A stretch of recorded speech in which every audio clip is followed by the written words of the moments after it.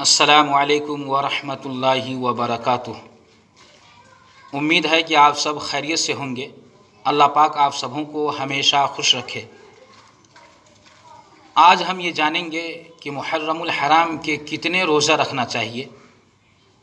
बहुत से लोग एक मुहर्रमुल हराम से 10 मुहर्रमुल हराम तक का रोज़ा रखते हैं और बाज़ लोग 10 मुहर्रमुल हराम का रोज़ा रखते हैं, यौम आशूरा का रोज़ा, और बहुत से लोग 9-10 का रखते हैं, कोई 10-11 का रखते हैं और बाज़ लोग 9-10-11 यानी तीनों दिन के रोज़े रखते हैं।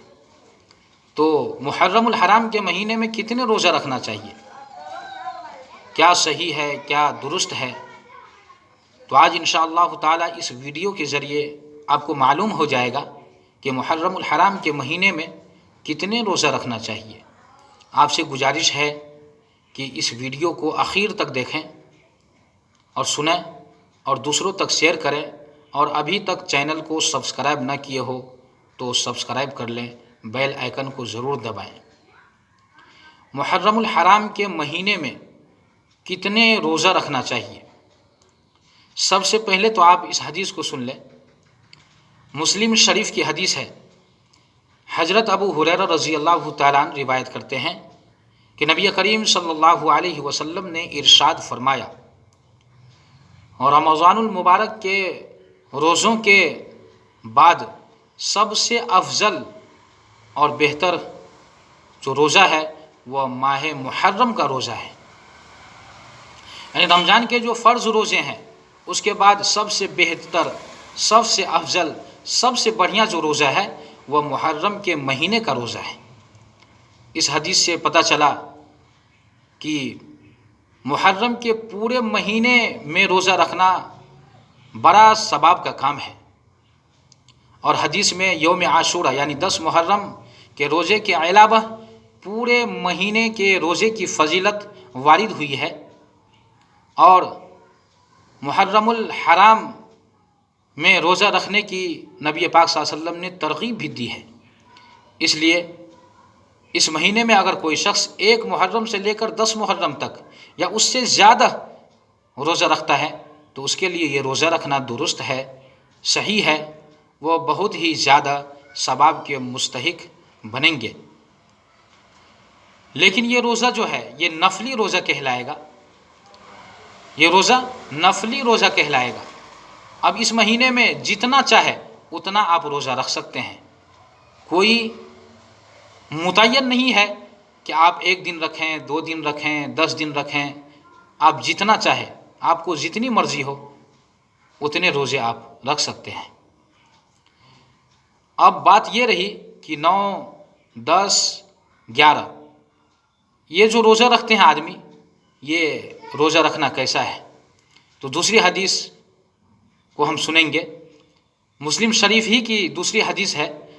नबी पाक सल्लल्लाहु अलैहि वसल्लम ने यानी हज़रत इब्न अब्बास रज़ी अल्लाह तआला अन्हु से रिवायत है कि नबी पाक सल्लल्लाहु अलैहि वसल्लम ने आशूरे के दिन का रोज़ा रखा और सहाबे किराम को भी इसका रोज़ा रखने का हुक्म फरमाया। हज़रत इब्न अब्बास रज़ी अल्लाह तआला अन्हु फरमाते हैं कि नबी पाक सल्लल्लाहु अलैहि वसल्लम ने आशूरा के दिन का रोज़ा रखा और हमें भी इसके रोज़ा रखने का हुक्म फरमाया। सहाबे कराम रज़ी अल्लाह तआला अन्हुम ने अर्ज़ किया कि अल्लाह के रसूल जनाब रसूलुल्लाह सल्लल्लाहु अलैहि वसल्लम, ये ऐसा दिन है कि यहूद व नसारा इस दिन की ताज़ीम करते हैं। यानी 10 मुहर्रम का जो दिन है, 10 मुहर्रम की जो तारीख़ है, इस तारीख़ को, इस दिन को यहूद के नज़र में ये बड़ा दिन है और इसकी अज़मत करते हैं, इसकी ताज़ीम करते हैं। तो इस दिन में हम रोज़ा कैसे रखें? तो नबी पाक सल्लल्लाहु अलैहि वसल्लम ने फरमाया कि अगर मैं ज़िंदा रहा तो इंशाअल्लाह ताला आइंदा साल 9 ज़िलहिज्जा का भी रोज़ा रखूँगा। लेकिन हज़रत इब्न अब्बास रज़ी अल्लाह ताला अन्हु फरमाते हैं कि नबी पाक सल्लल्लाहु अलैहि वसल्लम अगले साल मुहर्रमुल हराम के महीना आने से पहले ही आपका विसाल हो गया। आप इस दुनिया से रबीउल अव्वल ही के महीने में पर्दा फरमा गए। यहूदी 10 मुहर्रम की تعظیم اس لیے کرتے ہیں کہ اللہ پاک نے حضرت موسیٰ علیہ السلام اور ان کی قوم کو 10 محرم الحرام ہی کے دن میں فرعون سے نجات دیا تھا، اس سے چھٹکارا دیا تھا۔ فرعون اس کے لشکر کو دریائے نیل میں ڈبو دیا تھا اور حضرت موسیٰ علیہ السلام اور ان کی قوم کو اس دریا سے پار کروا دیے تھے۔ تو اسی وجہ سے اس دن کا روزہ حضرت موسیٰ علیہ السلام شکرانے کے طور پر رکھا کرتے تھے اور یہودی بھی رکھا کرتے تھے۔ تو یہودی شکرانے کے طور پر 10 محرم الحرام کا روزہ رکھا کرتے تھے۔ اسی وجہ سے صحابہ کرام نے فرمایا کہ یہودی اس دن کی تعظیم کرتے ہیں، تو نبی پاک صلی اللہ علیہ وسلم نے فرمایا کہ آئندہ سال انشاءاللہ تعالی 9 ذی الحجہ کا روزہ رکھیں گے، لیکن نبی پاک صلی اللہ علیہ وسلم آئندہ سال محرم الحرام کے آنے سے پہلے ہی آپ کا وصال ہو گیا۔ اس حدیث سے پتہ چلتا ہے کہ نبی پاک صلی اللہ علیہ وسلم 10 محرم الحرام کا روزہ رکھا کرتے تھے، اور حدیث میں اس کی بڑی فضیلت آئی ہے۔ نبی کریم صلی اللہ علیہ وسلم نے فرمایا جو شخص 10 محرم الحرام کا روزہ رکھے گا تو اس روزہ رکھنے کی وجہ سے گزرے ہوئے 1 سال کے گناہ اللہ پاک اس کے معاف کر دیں گے۔ اتنا بڑا ثواب صرف 1 دن کے روزے رکھنے کا ہے۔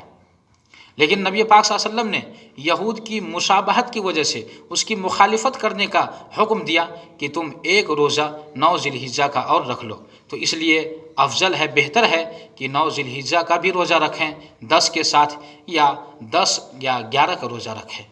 تو 2 روزہ رکھنا چاہیے، 9-10 کا یا 10-11 کا، اور اگر کوئی شخص 9, 10, 11 تینوں دن کا روزہ رکھتا ہے تو اور بہتر ہے اور اس کے لیے افضل ہے اور اس کے لیے ثواب کا کام ہے۔ دعا کیجیے کہ اللہ پاک ہمیں بھی ان دنوں کا روزہ رکھنے کی توفیق عطا فرمائے۔